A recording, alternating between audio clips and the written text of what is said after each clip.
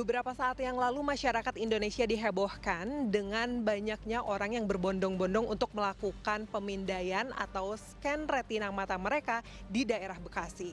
Lalu apakah ada dampak dari scan retina ini terhadap kesehatan dan juga data pribadi seseorang?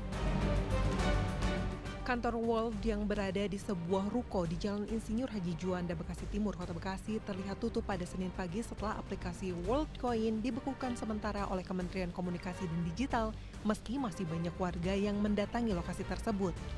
Sebelumnya, puluhan warga antre mengikuti pendaftaran aplikasi dengan memindai retina mata tanpa membutuhkan KTP atau identitas lain. Sebagian dari mereka mengaku telah menerima uang antara Rp200 hingga Rp800.000. Meski warga yang mengikuti kegiatan ini mengaku tidak mengetahui tujuan dari pemindaian retina ini, namun banyak warga lain yang berbondong-bondong mengikuti aktivitas ini. Saat ini, kegiatan tersebut mandek seiring pembekuan izin WorldCoin. Menurut dokter mata subspesialis Vitreoretina Rumah Sakit Mata Cicendo Bandung, Grimaldi Ihsan, retina merupakan bagian penting pada mata yang berfungsi sebagai pusat penglihatan, memproses cahaya yang masuk ke bola mata dan mengirimkan informasi ke otak. Jika retina rusak, dapat menyebabkan kebutaan permanen karena merupakan bagian dari syaraf. Grimaldi menambahkan retina pada setiap orang memiliki karakter unik seperti sidik jari. Pemindaian retina mata dapat mengungkapkan jenis kelamin, penyakit, dan risiko kesehatan seseorang.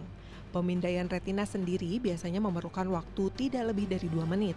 Menurutnya, proses scan retina tidak berbahaya untuk kesehatan mata.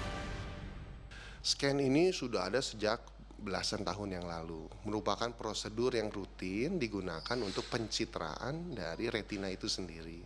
Namun 5 tahun terakhir ini sudah mulai banyak berkembang artificial intelligence. Sehingga hasil pencitraan ini tadinya tujuannya untuk membantu dokter menegakkan penyakit gitu. Cuma karena banyak yang mengembangkan, isu privasinya menjadi masalah yang tersendiri beberapa tahun terakhir ini. Kalau tidak digunakan oleh pihak yang benar, banyak data yang bisa tersebar.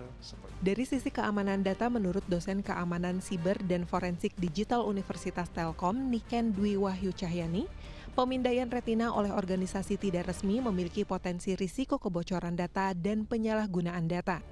Menurutnya, data biometrik termasuk data pribadi yang dilindungi oleh Undang-Undang Nomor 27 Tahun 2022 tentang perlindungan data pribadi, di mana data pribadi adalah informasi tentang orang perseorangan yang teridentifikasi secara langsung atau tidak langsung melalui sistem elektronik atau non-elektronik.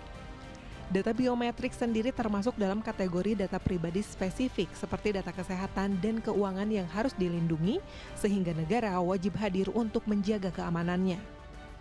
Jadi kalau kita bicara soal Undang-Undang Perlindungan Data Pribadi, itu kan ada subjek data. Subjek data itu kita pemilik data retina itu. Kemudian ada pengendali data.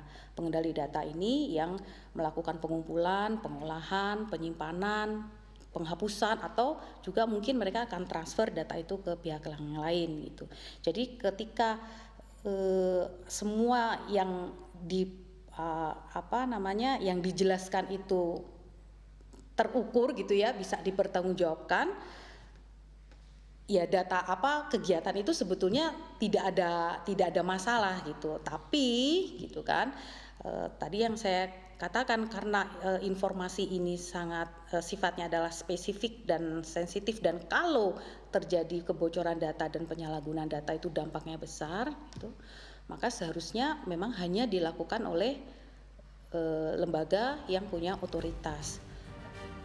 Niken menambahkan pengambilan data biometrik seharusnya dilakukan melalui lembaga resmi yang sudah memiliki data tersebut, bukan dengan cara transaksional yang memberikan imbalan untuk mengambil data pribadi, karena hal ini melanggar prinsip perlindungan data pribadi yang mensyaratkan adanya tujuan spesifik dan transparansi kepada masyarakat atas penggunaan data tersebut. Masyarakat harus diberikan pemahaman bahaya memberikan data pribadi kepada orang asing atau organisasi yang tidak berizin demi menjaga keamanan data pribadi. Tim Liputan CNN Indonesia, Jawa Barat.